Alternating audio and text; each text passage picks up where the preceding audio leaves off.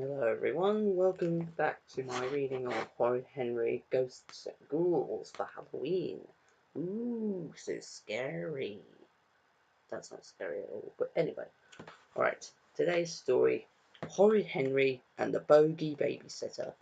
No way! Shrieked Tetchy Tess, slamming down the phone. No way! Shrieked Krabby Chris, slamming down the phone. No way! Shrieked Angry Anna. What do you think I am, crazy? Even mellow Marvin said he was big, but Mung hung up the phone and groaned. It wasn't easy finding someone to babysit more than once for Horrid Henry. When Tetchy Test came, Henry flooded the bathroom. When Krabby Chris came, he hid her homework and accidentally pulled her in front of her new white dreams. And when Angry Anna came, Henry... No, it's too dreadful. Suffice it to say that Anna ran screaming from the house and Henry's parents had to come home early. Horrid Henry hated babysitters. He wasn't a baby, and he didn't want to be sat on.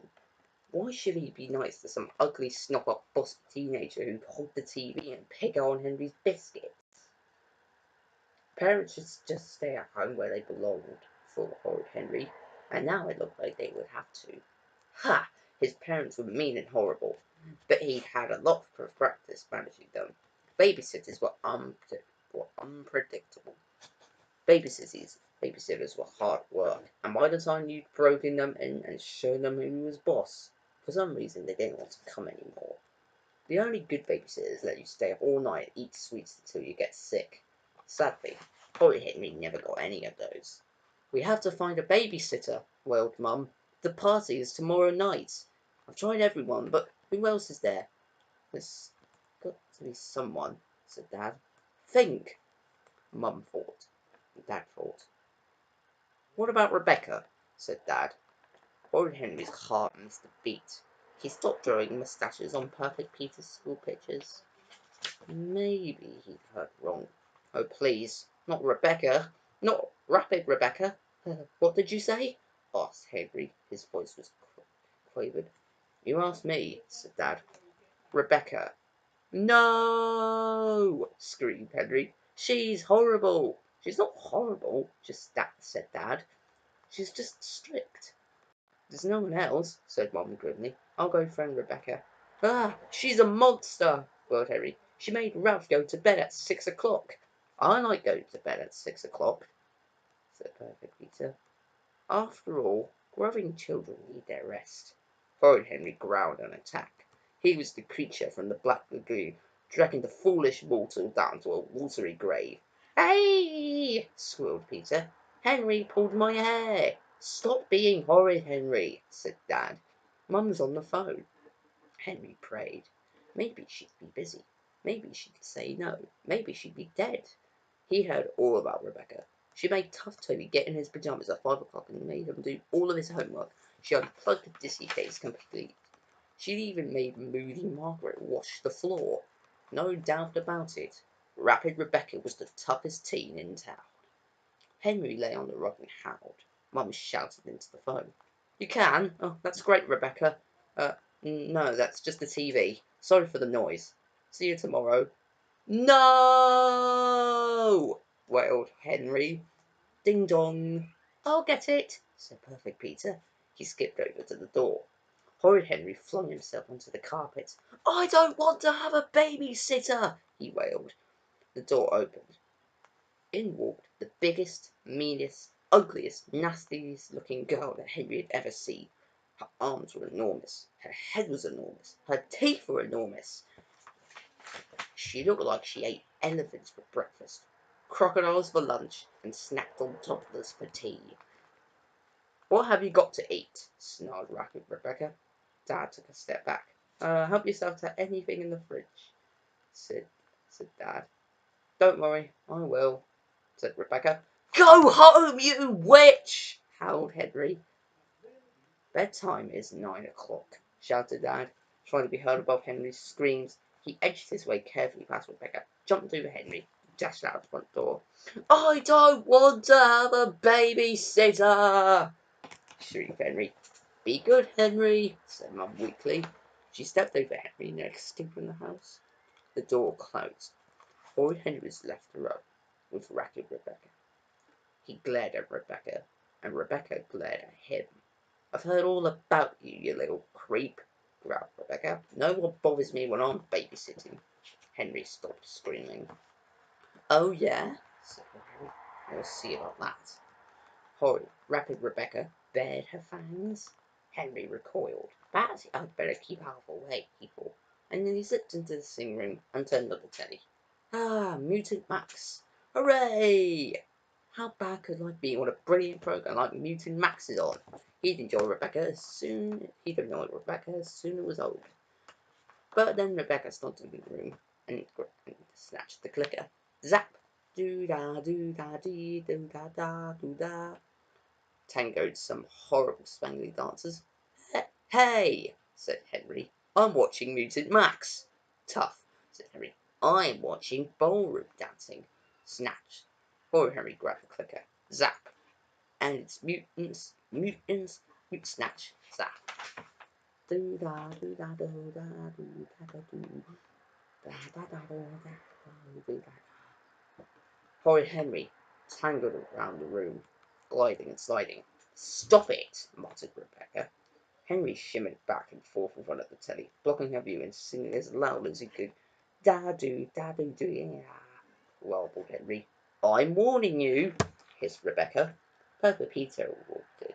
He'd already put on his blue bunny pyjamas, brushed his teeth and combed his hair. He held a game of Chinese checkers in his hand. Rebecca, will you play a game with me before I go to bed? Asked Peter. No, roared Rebecca. I'm trying to watch TV. Shut up and go away. Bertha Peter leapt back. But I thought, since we were all already in bed, he stammered. I've got better things to do than play with you, snarled Rebecca. Now, go to bed this minute, both of you. But it's not my bedtime for hours, protested Henry. I want to watch Mutant Max. Nor mine. Nor mine, said Bertha Peter timidly. There's the nature program. Go! howled Rebecca. No! howled Henry. Rah! roared rapid Rebecca. Horrid Henry did not know how it happened. It was as a fiery dragon's breath had blasted him upstairs. Somehow he was in his pyjamas, in bed, and it was only 7 o'clock. Rapid Rebecca switched off the light. Don't even think of moving from that bed, she goes. If I see you, or hear you, or even smell you, you'd be sorry that you were born. I'll stay downstairs, you stay upstairs, and that way no one will get hurt. So she marched out of the room and slammed the door. Poor Henry was so shocked that he couldn't move. He, Horrid Henry, the bulldozer of babysitters, the terror of teachers, the bully of brothers, was in bed, lights out, at 7 o'clock. 7 o'clock, 2 whole hours before his bedtime. This was an outrage. He could hear Moody Margaret shrieking next door. He could hear Toddler Tom zooming out on his tricycle. No one went to bed at 7 o'clock, not even toddlers. Worst of all, he was thirsty. So what if she told me to stay in bed? Thought Horrid Henry. I'm thirsty. I'm going to go downstairs and get myself a glass of water. It's my house and I'll do what I want. But Horrid Henry didn't move. I'm dying of thirst here, thought Henry. Mum and Dad will come home and I'll be a dried out old stick insect. And boy will she be in trouble. Horrid Henry still did not move. Go on, feet, urged Henry. Let's just step on down and get a little old glass of water. So what if that Bogey Babysister said I had to stay there? What could she do to him? She could chop off my head and bounce it down the stairs, thought Horrid Henry. Eek, well, I'll let her try. Horrid Henry remembered who he was. The boy who'd sent teachers shrieking from the classroom. The boy who destroyed the demon dinner lady. The boy who had run away from home and almost reached the Congo. I will get up and get a drink of water, he thought. Sneak, sneak, sneak. Horrid Henry crept out the room door. Slowly he opened it a crack. Creak. And then slowly, he opened the door a bit more and slipped out. Ah! There was rapid Rebecca, sitting at the top of the stairs. It's a trap, thought Henry. She was lying in wait for me. I'm dead. I'm finished. They'll find my bones in the morning. Poor Harry dashed back inside his room and waited at the door. His doom. Silence. What was going on? Why had Rebecca torn him apart limb from limb? Poor Henry opened his door and crashed and peeped out. Rapid Rebecca was still sitting huddled at the top of the stairs. She didn't move. Her eyes were fixed straight ahead. Spider, she whispered. She pointed at a big, hairy spider in front of her with a trembling hand. It's huge, said Henry. Really hairy, horrible, wriggly, and stop! Squealed Rebecca. Help me, Henry, she begged. Horrid Henry was not the fearless leader of a pirate gang for nothing. Well, if I risk my life and get rid of the spider, can I watch Music Max? Said Henry. Yes, said Rebecca. And stay home until my parents come home. Yes, said Rebecca. And eat all of the ice cream in the fridge. Yes, shrieked Rebecca.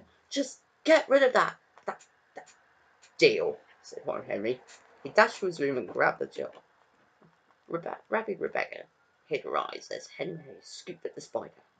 What a beauty. It's gone, said Henry. Rebecca opened her beady red eyes. Right, back to bed, you little brat. What? Said Henry. Bed. Now! Shh, screeched Rebecca. But we agreed, said Henry. Now tough, said Rebecca. That was then. Traitor, said Henry. He whipped out the spider jar and unscrewed the lid. On guard, he said. Hey! Whimpered Rebecca. Horrid Henry advanced menacingly towards her. No! Wailed Rebecca, stepping back. Now get in that room and stay there. Or else. Horrid Henry skedaddled into the bathroom and locked the door. If I see you, even smell you, you'll be sorry that you were born, said Henry. I already am, said Rapid Rebecca. And so, Horrid Henry spent a lovely evening in front of the telly. He watched scary movies, he ate ice cream and sweets and biscuits and crisps until he could stuff no more in. Vroom vroom, oops, parents home. Horrid Henry dashed upstairs and leapt into bed just as the front door opened. Mum and Dad looked round the sitting room, littered with sweet wrappers, biscuit crumbs, and ice cream cartons. You did tell her to help herself, said Mum. Well, still, said Dad. What a pig. Never mind, said Mum brightly. At least she managed to get Henry to bed. That's a first. Rapid Rebecca stepped into the room. Did you get enough to eat? Said Dad. No, said Rapid Rebecca. Oh, said Dad. Was everything all right? Asked Mum. Rebecca looked at her. Can I go now? Said Rebecca. Any chance you could babysit on Saturday? Asked Henry hopefully. What do you think I am? Crazy? Shrieked Rebecca. Slam. Upstairs, Horrid Henry groaned. Rats. It was so unfair. Just when he had a babysitter beautifully trained, for some reason they were not going to come back. And so, that was Horrid Henry and the Bogey Babysitter, the third story. I hope you stay tuned for the next story, Moody Margaret Casts a Spell. So yeah, that's pretty much it all. I'll see you in the next video. Haha.